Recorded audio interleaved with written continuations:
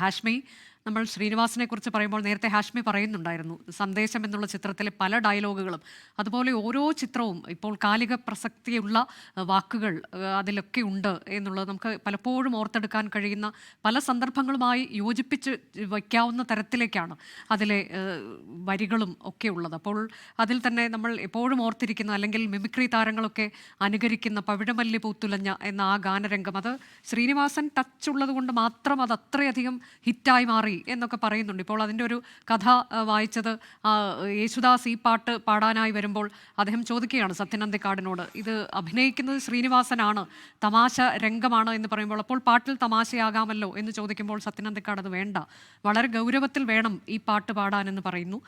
പിന്നീട് പക്ഷേ ആ പാട്ട് പിന്നീട് ചിത്രീകരിച്ച് വരുമ്പോൾ അത് ശ്രീനിവാസൻ ടച്ച് കൊണ്ട് മാത്രമാണ് അത് അത്ര തരത്തിൽ ഹിറ്റായി മാറിയെന്ന് ജെറി അമൽദേവ്, പാട്ട് ചിട്ടപ്പെടുത്തിയ ജെറി അമൽദേവ് പറഞ്ഞിട്ടുണ്ട്. അങ്ങനെ അദ്ദേഹത്തിൻ്റെതായൊരു ടച്ച് എവിടെയാണെങ്കിലും അത് കൊണ്ടുവരാൻ അദ്ദേഹം ശ്രമിച്ചിട്ടുണ്ട് എന്നുള്ളത്. അങ്ങനെ ഒരുപാട് ഓർമ്മകൾ നമുക്ക് ബാക്കിയാക്കിക്കൊണ്ട് ശ്രീനിവാസൻ എപ്പോഴും നമ്മളുടെ അദ്ദേഹത്തിൻ്റെ സാന്നിധ്യം നമുക്കിടയിൽ ഉണ്ടാകും എന്നതാണ്, അതിലൊരു തർക്കവുമില്ല. ഓരോ സന്ദർഭത്തിലും നമ്മൾ രാഷ്ട്രീയമായും അതല്ലാതെയും എന്ത് വിഷയം വന്നാലും അദ്ദേഹത്തിൻ്റെ ഏതെങ്കിലുമൊക്കെ ചിത്രങ്ങളിൽ അതുണ്ടാകും.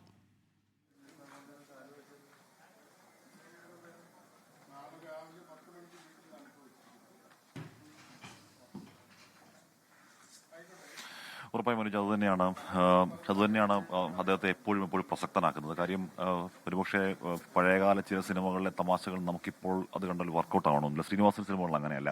ശ്രീനിവാസൻ സിനിമകൾ ഏതെങ്കിലും ഒരു കാലത്തിലേക്ക് വേണ്ടി നർമ്മങ്ങളല്ല, അത് കാലാകാലത്തേക്ക് വേണ്ടി നർമ്മങ്ങൾ. കാര്യം ഇപ്പോഴും സന്ദേശം എത്ര തവണ എത്ര ആവർത്തി കണ്ടാലും, അല്ലെങ്കിൽ ചിന്താവിശ്ലേഷാമൾ എത്ര ആവർത്തി കണ്ടാലും, ഇപ്പോഴും അതിലെ ഹാസ്യം നമുക്ക് വർക്കൗട്ട് ആവുന്നെങ്കിൽ എല്ലാ കാലത്തേക്കുമുള്ള ഹാസ്യം അദ്ദേഹം എഴുതി, അല്ലെങ്കിൽ എല്ലാ കാലത്തേക്കുമുള്ള പ്രശ്നങ്ങൾ ആ രീതിയിൽ അവതരിപ്പിച്ചു നമ്മൾ മനസ്സിലാക്കുക. അതുകൊണ്ടാണ് നമ്മൾ എല്ലാ ദിവസവും നേരത്തെ പറയുന്ന പോലെ ശ്രീനിവാസൻ സിനിമകളിലെ ഒരു രംഗം ട്രോളായോ മീമായോ എന്തെങ്കിലുമൊക്കെ പോളിനെ പറ്റി മിണ്ടരുത്, അല്ലെങ്കിൽ എന്തെങ്കിലുമൊക്കെ അങ്ങനെ കാണാതെ ഒരൊറ്റ ദിവസം പോലും നമ്മുടെ ജീവിതത്തിൽ കടന്നു പോകുന്നില്ല എന്നുള്ളത് യാഥാർത്ഥ്യമാണ്. അത് അത്രത്തോളം പ്രസക്തമാണ് ശ്രീനിവാസൻ ഉന്നയിച്ച വിഷയങ്ങൾ, പറഞ്ഞു വെച്ച രീതി, പറഞ്ഞു വെച്ച ഭാവുകത്വങ്ങൾ അതുപോലെ ഉള്ളതായതുകൊണ്ടാണ് എന്ന് ഉറപ്പായും നിസ്സംശയം പറയാം. അത് ഇനിയും അങ്ങനെ തന്നെ നിലനിൽക്കാൻ പോകുന്നു. കാര്യം സന്ദേശം ഇറങ്ങിയിട്ട് 3.5 പതിറ്റാണ്, 10-35 വർഷമാകുന്നു. 3.5 പതിറ്റാണ്ടിന് ശേഷവും ഇപ്പോഴും പ്രതിക്രിയാവാദികളും ആ വാദികളും തമ്മിലുള്ള അന്തർധാരയെ പറ്റി നമ്മൾ ഇപ്പോഴും സംസാരിക്കുന്നുണ്ടെങ്കിൽ, നമ്മളിപ്പോഴും ചിരിക്കുന്നുണ്ട്. ഉറപ്പായും അനുജൻ, നമ്മൾ ശ്രീനിവാസൻ നമ്മളോട് വിട പറഞ്ഞു പോയി. നമ്മൾ അദ്ദേഹത്തിന്റെ വിടപറയലിനെ പറ്റിയാണ് സംസാരിക്കുന്നത്. പക്ഷേ അദ്ദേഹത്തിന്റെ അഭിനയ മുഹൂർത്തങ്ങൾ ഓർക്കുമ്പോഴേക്കും ഒരു ചെറിയ ചിരിയോടെ അല്ലാതെ പറയാനും കഴിയില്ല. അങ്ങനെ ഒരു സങ്കടം അവിടെയുണ്ട്. ഉദയംപേരിലെ വീട്ടിലാണ് നമ്മൾ നിൽക്കുന്നത്. ഉദയംപേരിലെ വീട്ടിലേക്ക് മമ്മൂട്ടി അല്പസമയത്തിനകം ഇങ്ങോട്ടേക്ക് എത്തിച്ചേരാൻ പോകുന്നു. മുഖ്യമന്ത്രി പിണറായി വിജയൻ ഇങ്ങോട്ടേക്ക് വരാൻ പോകുന്നു. മുഖ്യമന്ത്രി പിണറായി വിജയൻ ഇവിടെ വന്നതിന് ശേഷമാകും ഒരു പക്ഷേ ടൗൺ ഹാളിലേക്ക് പൊതുദർശനത്തിനെ കൊണ്ടുപോകുക. ഇന്ന് തന്നെ സംസ്കാരം ഉണ്ടാകും എന്നാണ് എനിക്ക് അറിയാൻ കഴിയുന്നത്. ഇങ്ങോട്ട് അദ്ദേഹത്തിന്റെ സഹപ്രവർത്തകർ എത്തിയിട്ടുണ്ട്. ഇവിടെ സംവിധായകൻ രഞ്ജിത്ത് അല്പസമയം മുമ്പാണ് ഇങ്ങോട്ടേക്ക് എത്തിയത്. മമ്മൂട്ടി അല്പസമയത്തിന് ഇങ്ങോട്ടേക്ക് വരാൻ പോകുന്നു. മുഖ്യമന്ത്രി പിണറായി വിജയനാണ് വരാൻ പോകുന്നത്.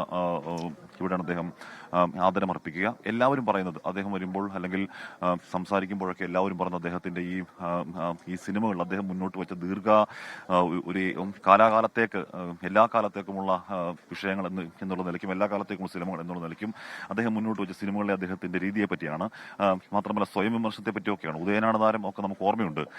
ഉദയനാണ് താരം ഇറങ്ങുമ്പോൾ ഈ സൂപ്പർ സ്റ്റാർ സിനിമകൾ അവർ പ്രതിഫലം കൂട്ടുവാങ്ങുന്നു എന്നൊക്കെയുള്ള ഒരു വിമർശനത്തിന്റെ സമയത്ത് ആണ് ആ സിനിമ ഇറങ്ങുന്നത്. അപ്പോൾ അതിൽ സ്വയം വിമർശനം പറയുന്നുണ്ട്. അപ്പോൾ സൂപ്പർ സ്റ്റാർ ഉള്ള പ്രതിഫലം കൂട്ടുന്നു എന്ന് പറയുന്നവർ അവരറിയുന്നുണ്ട് ഇറ്റാലിയൻ മാർബിളിന്റെ വില കൂടുന്നതും സ്കോച്ച് വിസ്കിയുടെ വില കൂടുന്നതും അവർക്ക് എന്താ പറയാനുള്ളത് എന്ന് ഒരു പൂളിന്റെ സൈഡിൽ നിന്ന് ശ്രീനിവാസൻ കഥാപാത്രം പറയുന്ന ഒരു രംഗമൊക്കെ നമുക്ക് ഓർമ്മയുണ്ട്.